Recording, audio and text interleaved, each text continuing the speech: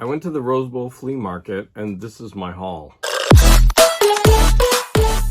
First off, when you go to the Rose Bowl Flea Market in Pasadena, California, it's going to be like this. Right? You're going to enter through here, and then you have all these vendors along the side, and then it wraps around, right? And then you end. Right? And so most of this area is antiques and collectibles. It's got it right here, actually. And then it moves into clothing, and then around here is arts and crafts. So I initially didn't really want to see this area, but it ended up being one of the more interesting parts. So as I was going through the flea market,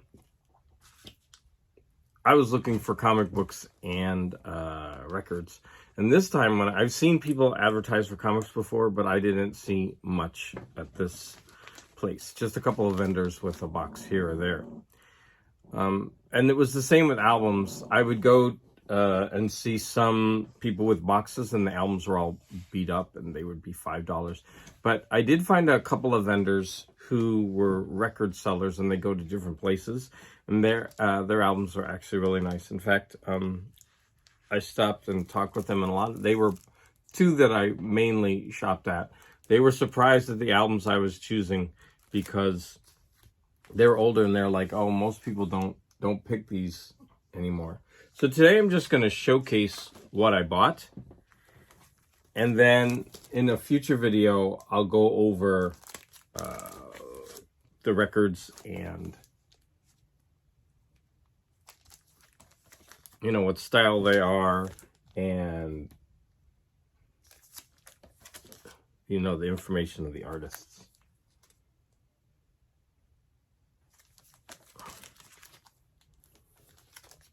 This one jumped out at me just for the colors.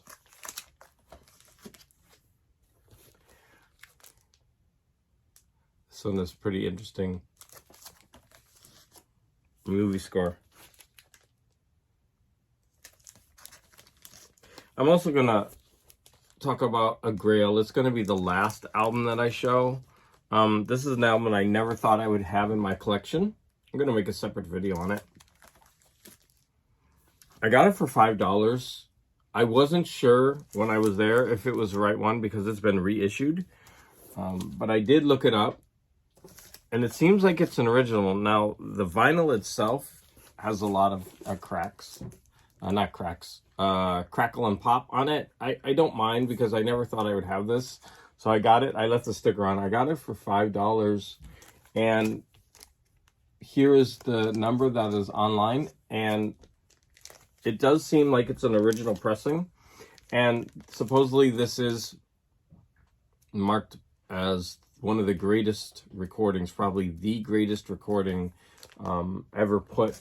And I really wanted this because of, number one, of its notoriety, and number two, just because I wanted it in its original format. I do have it on CD.